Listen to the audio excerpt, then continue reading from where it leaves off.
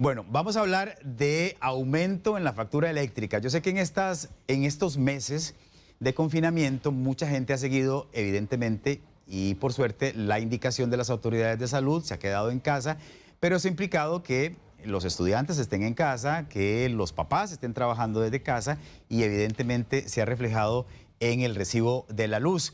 Si este es su caso, si a usted también le ha subido la electricidad en los últimos meses, póngale atención a los consejos que nos viene a ofrecer el ingeniero eléctrico Eduardo Escalante, no solamente para que bajemos ese recibo de la luz, sino para que entendamos dónde es que está esa fuga, ¿verdad?, de electricidad, o dónde es que estamos consumiendo ese exceso de electricidad para que lo podamos controlar, ¿verdad? Así que agradecerle a don Eduardo por estar con nosotros. Bienvenido. Buenos días, muchas gracias por la invitación. Buen día a todos los estimables televidentes. Don Eduardo, hay un concepto que a mí me llamó la atención desde que lo leí, y es consumo vampiro, porque me imaginé de verdad un vampiro de esos que chupan sangre, solamente que este chupa electricidad. ¿Qué es eso? Por ahí anda el término, justamente. Un vampiro generalmente chupa sangre poquito a poco, y eso es lo que pasa con algunos dispositivos que tenemos en la casa. Estos dispositivos consumen poca energía, pero es a lo largo de 24 horas durante todo el año. Y esos dispositivos van chupando la energía como lo hace un vampiro. Y al final, a pesar de que son de poco consumo, a lo largo de tanto tiempo producen efectos significativos en la factura. Y eso es interesante porque a veces no pensamos que el dejar conectadas algunas cosas, por ejemplo, durante todo el día, 24/7, todas las semanas, nos va a significar un consumo importante al final del año, digamos, o de los meses. Correcto. Ahora hay mucho equipo que tiene cargadores, porque hay mucho equipo con baterías. Están los tablets, los celulares, algunos equipos de videojuegos, otros equipos similares. Esos equipos tienen los cargadores pequeñitos que se ponen, se dejan en toma, y al quedarse ahí, uno se va, se lleva el aparato, el celular o la tablet, y queda el aparato ahí conectado. Eso produce, según un estudio, entre un 7 y un 10% del costo de la factura. Imagínese usted. Bueno, vamos a ponerles una pantalla para que lo utilicemos como punto de partida de esto que está conversando don Eduardo, que son aparatos que justamente provocan este consumo vampiro del cual estamos hablando. Cargadores electrónicos, que lo acaba de mencionar él, los televisores, los microondas, las cafeteras, las regletas, las lavadoras, los radios y las computadoras. Y uno dice, qué caray, porque muchos de estos, haciendo un repaso mental, muchos de estos pasan conectados siempre en la casa. Así es. El problema es que estos dispositivos, aparte de los que son propiamente cargadores, por ejemplo el microondas, las cafeteras, lavadoras, tienen paneles digitales actualmente. Esos paneles consumen un poquito de energía. Donde está el control, la pantallita donde dice la hora, o el control donde usted da inicio al sistema. Todas esas pantallas, todos esos paneles tienen un consumo que no es cero. Es poquito, pero imagínese que en una casa, si usted empieza a contar, pueden ser unos entre 30 y 20 aparatos conectados de bajo consumo, que sumándolos se vuelven importantes. Ok, vamos a ir analizando, aparte de que tomemos conciencia de estas cosas, ¿verdad? Y a veces pensamos, no, es que no debe ser tanto lo que esto consume si está conectado. Y al final de cuentas, una cosa suma con la otra y tenemos un gran total al final del mes. Así es, exactamente. Por ejemplo, qué sé yo, un cargador más o menos consume unos 10 watts. Pero si usted tiene 20 aparatos similares, estamos hablando de 200 watts. Y si son 200 watts durante 24 horas, porque son aparatos que no se desconectan nunca. Y eso suma, como le dije, entre un 8 y un 10% del recibo eléctrico. Bueno, voy a hacer una pausa, don Eduardo, en la información que le estamos. Continuamos con el tema del consumo eléctrico. Vamos a ir analizando posibles causas de este aumento del consumo de la electricidad durante este confinamiento por la pandemia. Y la razón número uno puede ser que haya más gente cocinando, más gente calentando y más gente horneando. Este ha sido un comportamiento, o es un comportamiento que se ha repetido en muchas casas durante esta época. ¿De qué forma eso impacta la factura eléctrica? Así es. Sí, la situación que vivimos implica que las personas que antes pasaban desde las 8 de la mañana a las 5 de la tarde o a las 7 de la noche en la calle o en el trabajo, trasladándose, pasen prácticamente esas 12 horas que no estaban, ahora están en la casa.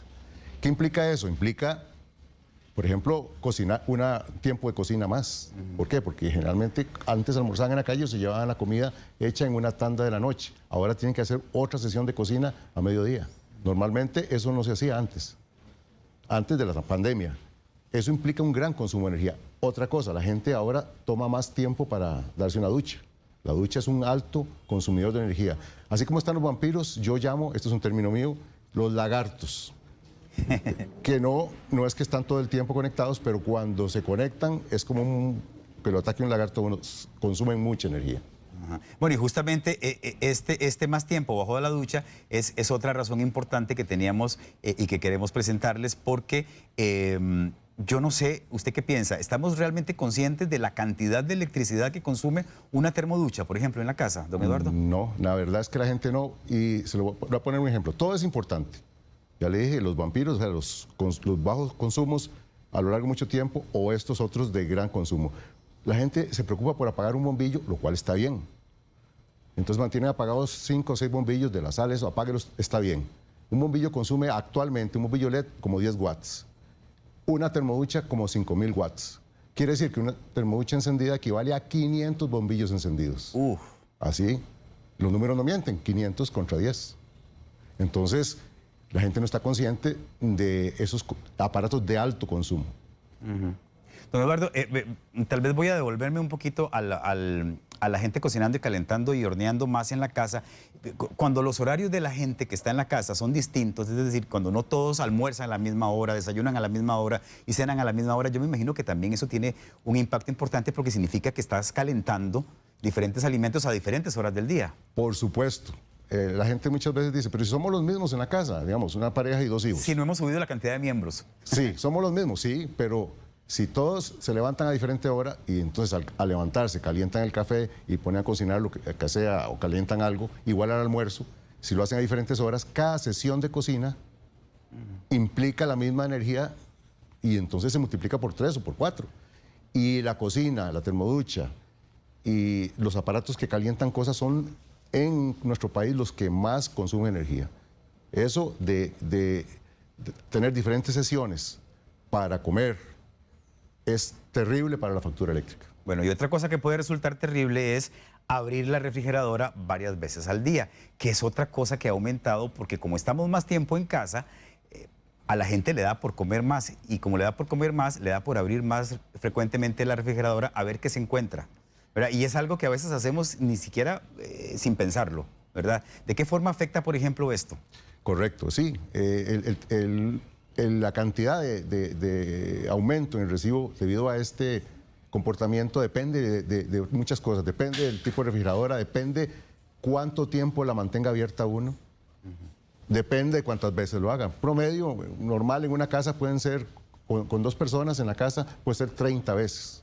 A ver, ¿ese es el promedio en el que se abre la puerta de la refri? Aproximadamente 30 veces. 30. Sí, hay estudios con 2 personas, nada más. Con 2 personas. Ajá. Sí, más o menos son unas 30 veces. Generalmente son como 6 veces por turno, ¿verdad? Y son 3 turnos y más otras veces a la hora del café y muchas veces que va a buscar algo. Pero, como les dije, aparte de las veces, importa mucho el tamaño de la refrigeradora, el estado en que esté y también el tiempo que mantienen abierta. Porque hay gente que abre y cierra, eso es un impacto mínimo. Pero si usted abre la refri, saca algo, se lo lleva al comedor y la deja abierta, estamos hablando que eso se multiplica muchas veces. Eduardo, ¿cómo hago yo para saber si por ejemplo, mi refrigeradora está trabajando bien, digamos, y si tiene las condiciones para poder cumplir su trabajo, pero no consumir excesivamente electricidad? ¿En qué cosas yo me tengo que fijar, por ejemplo? Entonces, hay 2 indicadores que son fáciles para las personas. Obviamente hay indicadores técnicos que un especialista puede tener, pero para las personas que no son técnicos en esto, pueden fijarse en 2 eventos. Uno, cada cuánto arranca el motorcito. Ustedes tienen que haberse dado cuenta que las refrigeradoras a veces hacen boom y arrancan un motorcito. Ese motor debe arrancar pocas veces al día en una refrigeradora en buen estado y que se le hace un buen uso. Si está arrancando muy seguido, hay algo malo en la refrigeradora. Y luego el empaque, que sella la puerta al cerrar. Ese empaque, si está despegado o está deforme, provoca que haya intercambio de calor entre el interior y el exterior. Y eso hace que también la refrigeradora arranque más veces. Esos son situaciones que producen que esa refrigeradora gaste mucho más que si estuviera en buen estado, independientemente del tamaño de ella. ¿Hay algo visible que me pueda decir que el empaque ya no está funcionando? Sí. Bueno, primero, que no cierre bien la puerta, que usted sienta. La puerta tiene como una especie de imán y usted tiene que sentir que se sella. Si rebota o al cerrarla usted ve, por un lado ve que el empaque está torcido, es un indicador de que hay que cambiarlo. Muy bien, para que lo tomemos en cuenta. Otra cosa que puede hacer que esté aumentando la factura eléctrica en su casa es que se enciendan más veces o que se encienden más veces los coffee makers y se quedan conectados. Y esto también es curioso porque mucha gente no solamente toma café en la mañana a la hora del desayuno, sino que toma varias tazas a lo largo del día y entonces mantiene el coffee maker encendido precisamente para que el cafecito esté caliente. Así es. ¿Cómo impacta eso? Exactamente, eso impacta mucho porque un coffee maker normalmente tiene una capacidad de alrededor de 1000 watts, que equivale a 100 bombillos LEDs. Y eso implica que si yo, aunque se usa por corto plazo de tiempo, un corto periodo de tiempo, digamos 5 minutos mientras se hierve el agua y se chorrea el café, pero se usa muy seguido, que lo hago en la mañana, y imagínense, si hay varias personas en la casa, lo pueden hacer 3 veces en la mañana, 3 veces a media mañana, después de almuerzo 3 veces y en la noche otras 3 veces, estamos hablando de 12 veces, que implica un montón de energía. Que al estar más personas en la casa y irse a hacer un té, un café, un agua dulce, usan el aparato, cada vez que se enciende, implica un uso. Tiene 2 modos, el modo en que está calentando y después el modo de warning, que es el otro problema. Yo la uso, lo caliento, chorreo o me sirvo y lo pongo ahí y generalmente la gente lo deja encendido. Y ahí está en modo mantener caliente y eso consume energía. Y muchas veces pasa todo el día conectado. Yo lo he visto en casas de familiares, eso consume una gran cantidad de energía. Muy bien. Y la quinta razón por la cual puede haberle subido más la factura eléctrica estos días es un poquito más lógica y es la cantidad de televisores y de dispositivos electrónicos que están conectados al mismo tiempo en la casa ahora, porque como decíamos al principio, los muchachos están teleestudiando, los papás están teletrabajando y entonces hay más computadoras y más monitores encendidos al mismo tiempo. ¿Eso también tiene un impacto importante? Por supuesto que sí. O sea, una computadora portátil consume más o menos unos 15 watts, 20 watts, es poquito, pero una de escritorio consume como 150 watts. Pero el tema es que además de esos aparatos, la gente que está trabajando tiene un equipo de sonido encendido, o mucha gente trabaja con un televisor encendido, tiene los cargadores de los celulares que tienen un cargador o 2, si tiene algún otro aparato que está relacionado con el trabajo o con entretenimiento, lo va a tener encendido. Y entonces, de una casa que tenía a una persona, tal vez una persona o ninguna en la casa durante el día, y esas personas que trabajaban vienen a la casa, se multiplica por 3 el consumo de alrededor de todos esos aparatos, y significan más o menos un 20, un 25% del consumo de la energía de la casa. Don Eduardo, mucha gente también, igual que ocurre con los otros electrodomésticos como los televisores, la gente acostumbra a dejar la computadora encendida. Correcto. Digamos, conectada todo el día, aunque no la esté utilizando. Sí. Ahí justamente también es otro tema. Hay gente que la deja todo el tiempo, 24 horas encendida, y ya, como le dije, una computadora de escritorio tiene un consumo aproximado de 150 watts. Las portátiles consumen mucho menos, pero esa computadora encendida equivale a 15 bombillos encendidos, 24 horas. Es un consumo importante. Yo le hago el término de bombillos para que sea más fácil para la gente. Por supuesto, entenderlo. Y estoy hablando de los bombillos LED, los modernos, ¿verdad? Que son bombillos aproximadamente 10 watts en promedio. Más bien le agradezco mucho porque esos ejemplos lo que nos hacen es tener una dimensión más correcta de cuál es el problema que estamos hablando. Bueno, vean, estas son cositas que se van sumando, ¿verdad? Una y otra y otra y otra, y a lo mejor usted ya en su casa, ya yo lo hice mentalmente y yo dije, sí, todas las anteriores, o sea, todo eso lo hacemos regularmente. Y entonces la idea de la entrevista es que aprendamos no solamente dónde se origina ese mayor consumo de electricidad, sino qué hacemos para evitarlo. Y de eso vamos a conversar luego de la pausa comercial. Vamos a darles algunas recomendaciones, o don Eduardo le va a dar algunas recomendaciones para que usted le ponga atención en su casa a esto y ojalá logre bajar el recibo de la luz. Ya volvemos. porque estamos hablando de esos vampiros eléctricos que nos consumen mucha más energía en la casa, sobre todo en estos meses en los que estamos más cantidad de personas, más tiempo, todos en casa al mismo tiempo. Y vamos a colocarles una pantalla que elaboramos con la ayuda de nuestro invitado, que tiene que ver con qué cosas yo puedo hacer en casa para reducir el monto de la factura eléctrica. Desconectar los dispositivos que yo no utilice. Esto que pareciera una cosa mínima, ¿qué impacto tan grande tiene? ¿No es cierto? Sí, exactamente. Como son muchos dispositivos que tienen consumo de energía aún en modo pasivo, esto impacta hasta en un 10%, como les dije antes, la factura eléctrica. Lo que siempre hemos dicho, apague las luces que no necesita. Y esto es algo que los papás tienen que enseñarle a los hijos como una regla, creo que yo, en todas las casas. La tercera recomendación es usar bombillos de bajo consumo. Es decir, pasarnos a los bombillos que, aunque son un poquito más caros, al final resultan siendo una buena inversión. Por supuesto, una diferencia. Antes se hablaban de bombillos de 100, de 50 watts. Ahora hay bombillos de 10 hasta de menos, 5 watts. Y para efectos de iluminación funciona muy bien. Ok, usar lavadora y secadora pocas veces por semana. No es que cada quien vaya a lavar su ropita por aparte y que entonces enciendan o pongan a funcionar la lavadora y la secadora. Uno tiene la idea, don Eduardo, de que la secadora consume mucha electricidad. ¿Esto es así? Así es. La secadora es uno de los principales gastones de la casa. Y si pasa que una persona seca hoy, otra mañana, otra pasado mañana, o inclusive algunas veces dos en un mismo día, eso implica un gran consumo de energía, porque como les dije, estos aparatos equivalen a cientos de bombillos. Ok, pero hay cosas que son mucho más cotidianas y que, ¿verdad? Porque no todo el mundo tiene una secadora en casa, pero sí tiene una plancha. Y entonces, esto que sigue es bien importante que lo tomemos en cuenta, planchar una vez por semana. Y ustedes me dirán, bueno, es que en mi casa hay 3 muchachos, más mi esposo, más yo, y resulta que se nos ocurre planchar una camisa en la mañana y otra camisa en la tarde, y resulta que el pantalón un día.